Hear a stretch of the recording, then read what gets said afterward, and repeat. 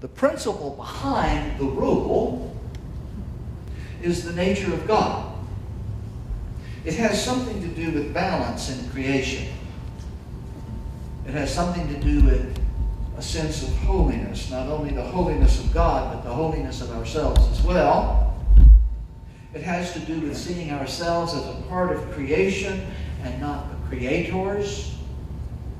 It has to do really with stewardship, with knowing that all of creation and all time is holy because it belongs to God.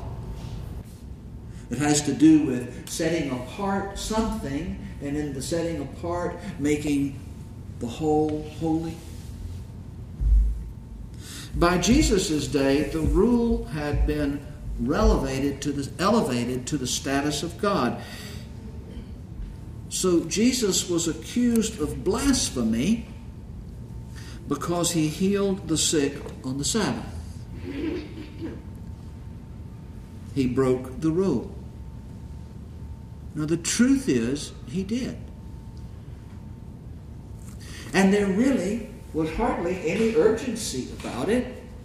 As I like to say, one of the stories is Jesus healing a paralyzed hand, a man with a paralyzed hand, on the Sabbath. The man comes to the synagogue and Jesus heals his hand, and the religious leaders are outraged. What is the urgency? The man has had a withered hand his whole life. It wouldn't keep until tomorrow morning? Or till the sun goes down? What is the urgency about it? The urgency about it is not the hand. The urgency about it is to illustrate that what you have done is made the rule the principle. And when you do, it becomes possible to live righteously and very unholy. So you can insist on the righteousness while you condemn your fellow man. And so Jesus says, the Sabbath was made for man. Man was not made for the Sabbath. The rules change. Principles don't. The rule of the Sabbath changes because there is a man with a withered hand. It changes because there's someone who is blind.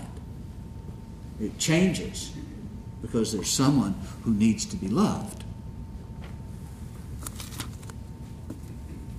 Stephen Covey identifies the great principles of life as fairness, integrity, honesty, human dignity, service, and growth.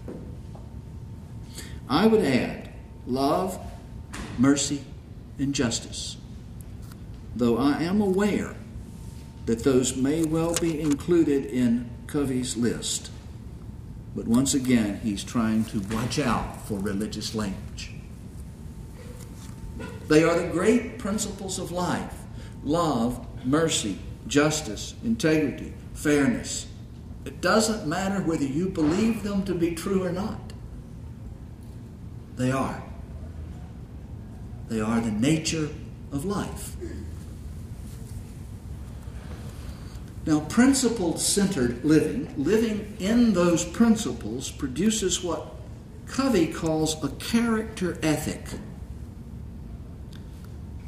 And he contrasts that with what he calls a personality ethic, living in a way to seem to be something. The personality ethic is technique-oriented. We do it all the time. I'm not talking about us, I'm talking about those people out there, but they do it all the time. People live in this personality ethic. In business terms, the concern is how to affect the bottom line. How do we make more money? There's nothing wrong with it. How do we make more money? How do we get more work out of employees while reducing cost and raising profits? How do we increase productivity, control cost, and thereby raise profits?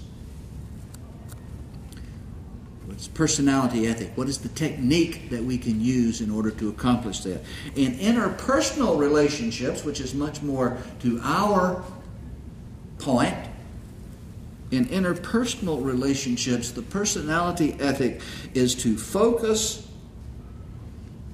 on how to get the other person to do what I want them to do. How do I get the other person to love me, to take care of me? How do I get the other person to want the things I want so that we can do what I want, but it'll be what you want? Then I can feel good about it, and you can feel good about it, and I win.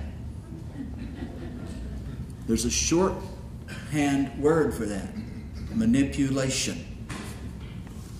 Personality technique, personality ethic in interpersonal relationships is manipulation. That ethic says that if what I am doing isn't working, I need to try harder. I need to be more organized. I need to manage my time better. I need to learn how to win friends and influence people. I need to learn how to memorize people's names. I need to have a better technique. In the character ethic, there is no quick fix. There is no technique. That's the problem with this. There's no pill you can take. The focus is on the self and the things that I can have influence on, the things that I can change. And guess what that is? That is me. The real question isn't what I do, but what I am. Someone once said we are often more human doings than we are human beings.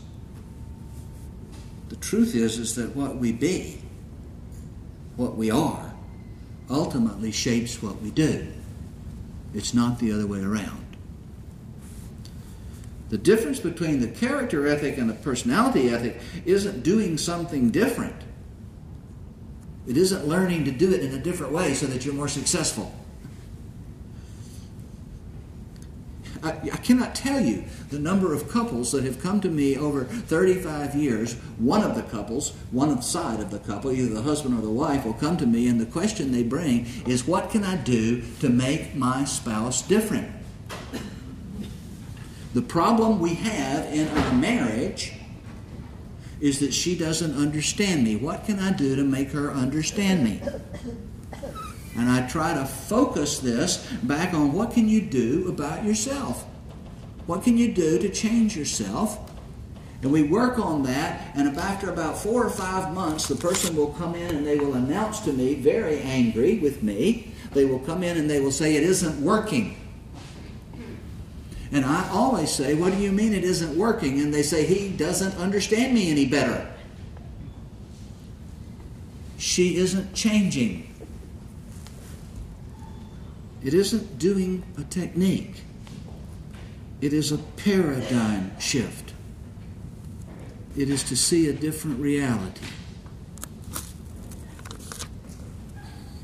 A habit, in Covey's language, is a way of seeing reality from the perspective of principle. And I like the word habit because what it is it's you live into it, of seeing from the perspective of principle. They are ways of being in principle-centered life.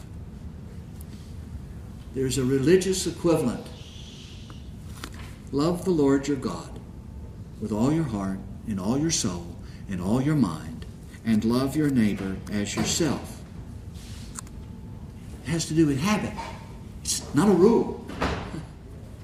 It's a principle. It's a way of living. It's a way of being. It is a way of seeing reality, and values will come from that way of seeing reality. Rules and ethics, not unimportant, will come from the values. It doesn't push down the other way. It is a habit of the soul. The first habit is be proactive. It's not positive thinking. A better way to say the same thing is be responsible for your own life. You are not a victim. You are not the result of what's been done to you. Take charge. My story about Miss Benson illustrates the point. Through the first part of the school year, I reacted to her. I didn't like her. I pushed against her, and I pushed against my feelings. And my social situation, my status, if you will, was such that I had no power. I had no influence. I could not change anything about that, so I was a victim of her weirdness. I even began to feel justified in my behavior. Who did she think she was to interfere with my sleeping?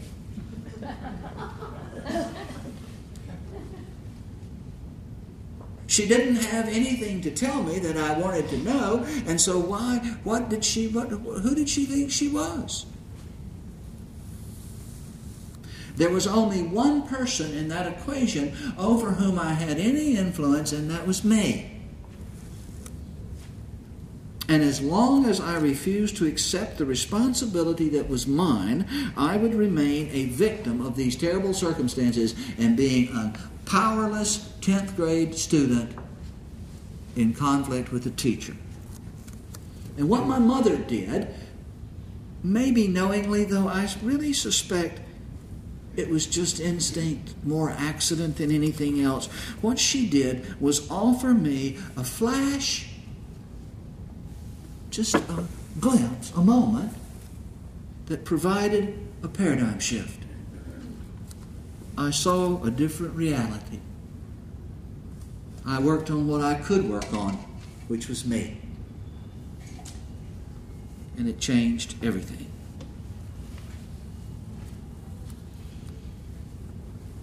I am going to end there because we have about 4 minutes, and so it's probably a good idea to end there. But I will pick this back up next week, and we will talk a little bit more about personal responsibility, about being responsible for myself.